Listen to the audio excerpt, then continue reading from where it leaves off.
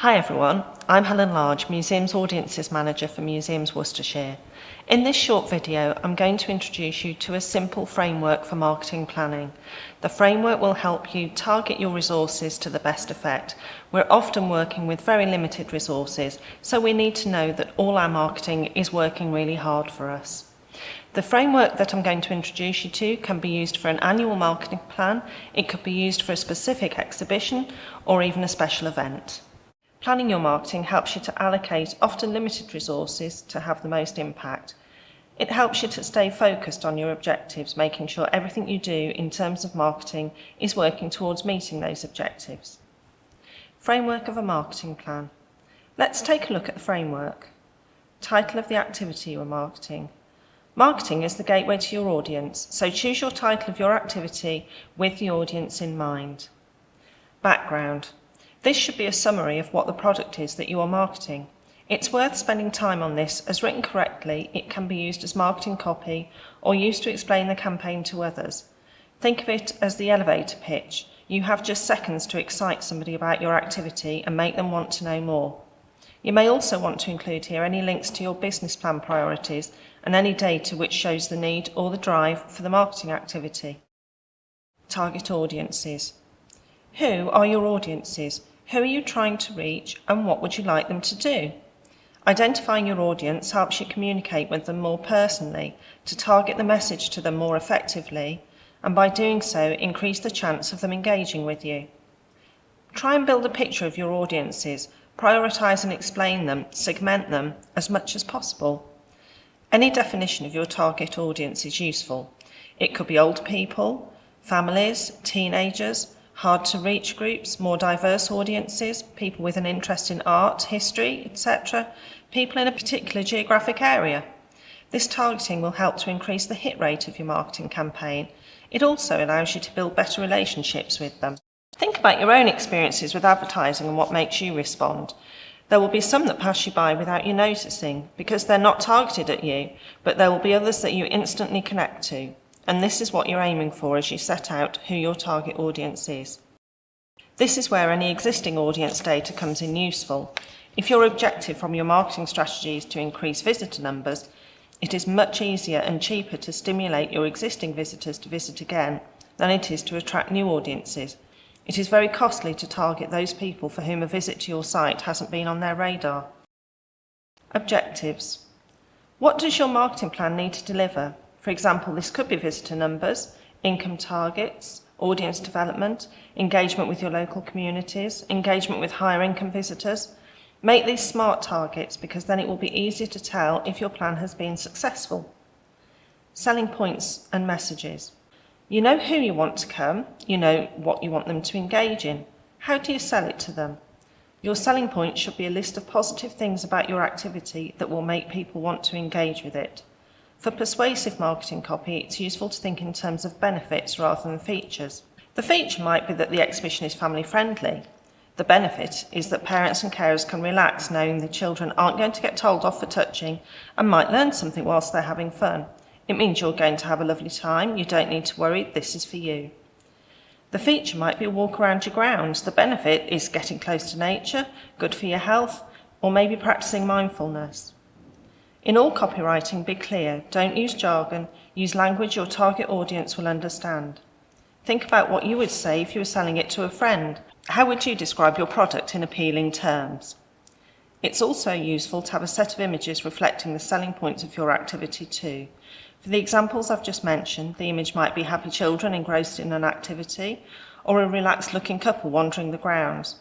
For your marketing campaign, you'll want to select one single image that captures the selling points of your product and use that throughout your campaign. This is called the golden thread. Marketing campaign. This is your list of tactics you're going to use to attract your target audiences. It spells out what you're going to do, how you're going to do it, and the channels you're going to use. This should be practical with dates and deadlines for any activity. Channels are the ways you're going to reach your audiences. This might be print materials, such as brochures, or paid for advertising, or free press coverage in the press or media, social media channels, PR opportunities. This is about building up your story and building awareness. A potential visitor won't be persuaded to come and visit you the very first time they read about you or come across you in their day-to-day journey. But if they are constantly seeing messages about you across a number of channels, each time it increases their propensity to attend. Start with your target audiences and build the campaign around them. Think about how and where your potential visitors are likely to engage with the message, whether that's at home, online, in venue, on the street, in a social media community, or reading a particular publication. Here are some tactics you may wish to build into your marketing campaign according to your budget. Print collateral. This can be anything that is hard copy format: leaflets, private view cards, external signboards, posters. Print is useful to get your product onto the street or into people's homes. Wherever possible, it should be professionally designed and produced to reflect the quality of your product or your brand. Don't forget to make a note of any image credits needed or sponsor and funder logos required. Advertising. This takes many forms. It could be in newspapers, what's on guides, boosting on your social channels. It needs to be as appropriate to what will be seen by your target audiences. Social media and online presence. Think about which channels are best to convey your selling points. Very broadly speaking, Twitter is useful for building the story of your brand. Facebook is useful for specific event marketing. In all cases, make your content memorable and share-worthy. Remember the selfie moment and tell visitors how to share it. There's a separate film and toolkit on social media marketing, so I shan't go into it too much here. It's worth mentioning that MailChimp is a good way of talking to your existing audiences. Gather data whenever you can to build your mailing list and keep in regular contact with these loyal supporters. Make it easy for people to sign up to your mailing list on your website. Press and media. An article in the press or on the radio is a free and independent endorsement of your product.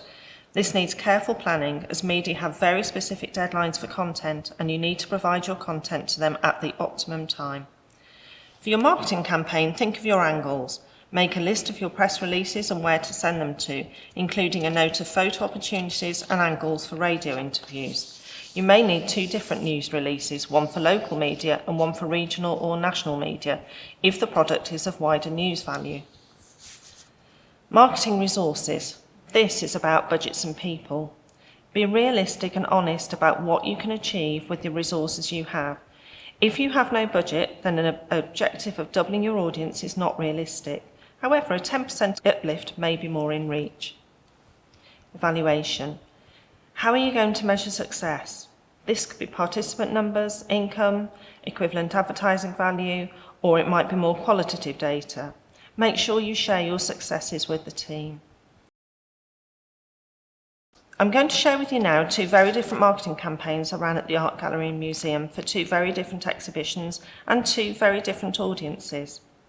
The exhibitions were Pirates, Pants and Wellyfants, the illustrated world of Nick Sharratt, which was a summer exhibition targeted at family audiences, very interactive, very colourful and very accessible.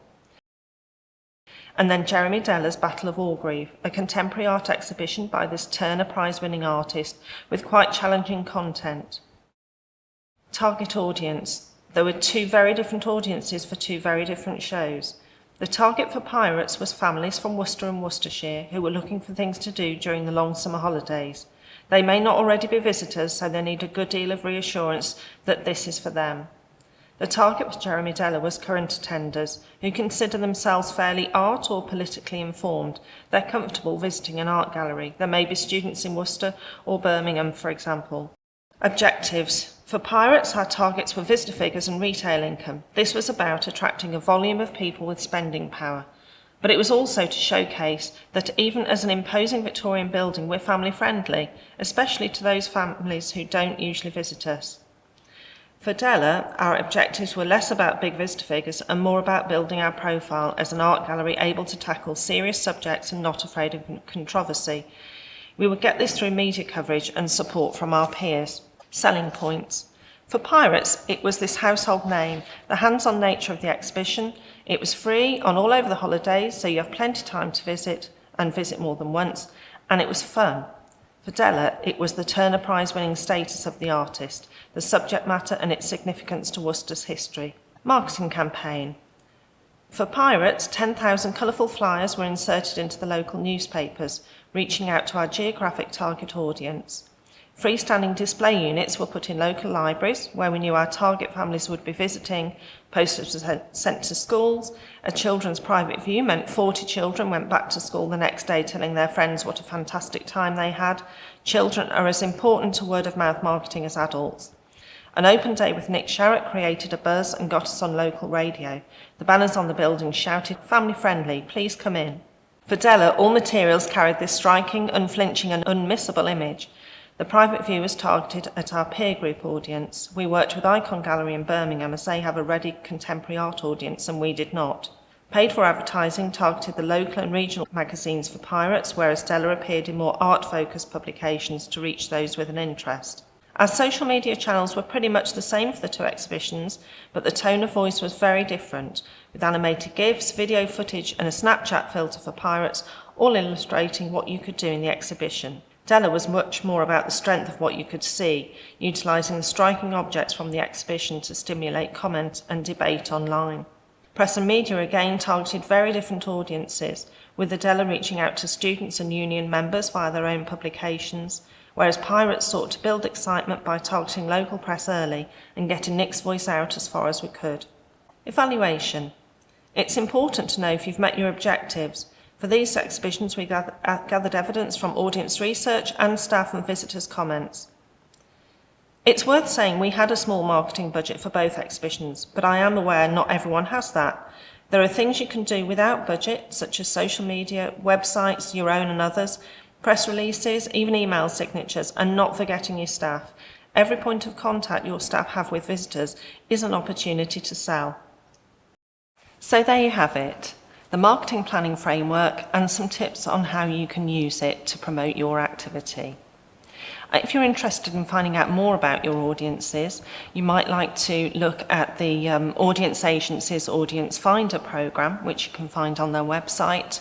There's also valuable information on the Arts Marketing website.